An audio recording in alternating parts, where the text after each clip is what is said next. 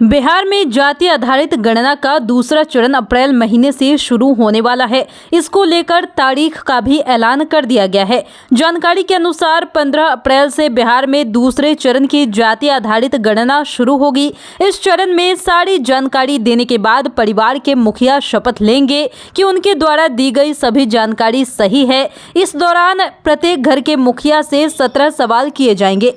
प्राप्त जानकारी के मुताबिक जाति आधारित गणना का कार्य वही करेंगे जिन्होंने पहले चरण में घरों और बसावटों की गिनती कर मकानों पर संख्या अंकित की है। जाति आधारित गणना के दूसरे चरण के सर्वे का काम करने के लिए 1 महीने का समय दिया जाएगा। इस सर्वे का काम मुख्य रूप से उन्हीं घरों में होगा जिनके पहले चरण के दौरान नंबरिंग हो चुकी है। नंबरिंग वाले घरों में प्रगणक पहुंचकर इनमें निर्धारित प्रश्नावली को लोगों से पूछकर जानकारी इकट्ठा करेंगे। इस आधार पर ही जाति गणना के साथ ही आर्थिक और सामाजिक सर्वे का काम भी पूरा किया जाएगा। मालूम हो कि इसके पहले चरण के तहत घरों की गणना करके उसकी नंबरिंग की गई। अगर किसी स्थान या मोहल्ले में कोई घर छूट जाते हैं या सड़क या नहर किनारे रहने वाले परिवारों की गणना नहीं की गई है तो इसके लिए दोषी संबंधित कर्मी या पदाधिकारी पर कार्रवाई करने की भी बात कही जा रही है। सामान्य प्रशासन विभाग ने इससे संबंधित निर्देश भी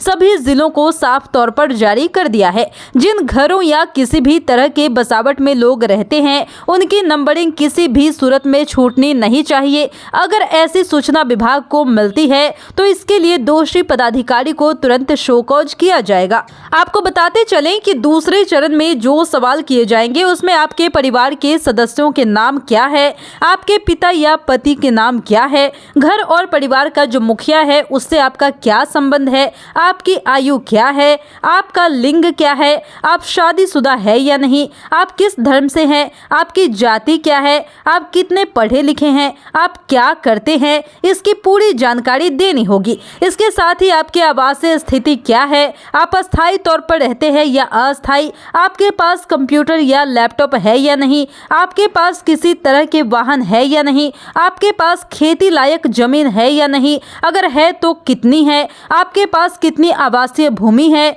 आपके आय के कितने स्रोत है, इसकी भी जानकारी देनी होगी। बताते चलें कि बिहार में जाति आधारित गणना का दूसरा चरण अप्रैल महीने से शुरू होने वाला है। इसको लेकर तारीख का भी ऐलान कर दिया गया है। जानकारी के अनुसार 15 अप्रैल से बिहार में दूसरे चरण की जाति आधारित गणना शुरू होगी। इस चरण में सारी जानकारी देने के बाद परिवार के मुखिया शपथ लेंगे कि उनके द्वारा दी गई सभी जानकारी सही है। इस दौरान प्रत्येक घर के मुखिया से 17 सवाल किए जाएंगे। दीक्षांत एडुटेक लाया है दीक्षांत लर्निंग ऐप। बने दीक्षांत का चैनल पार्टनर और अर्न करें लाखों रुपए प्रति महीने। चैनल पार्टनर बनने के लिए विजिट करें www.दीक्षांत.com। दीक्षांत एडुटेक लाया है दीक्षांत डिजिटल क्लास। दीक्षांत डिजिटल क्लास का उपयोग कर छात्र बना सकते हैं पढ़ाई को बेहद आसान और मजेदार।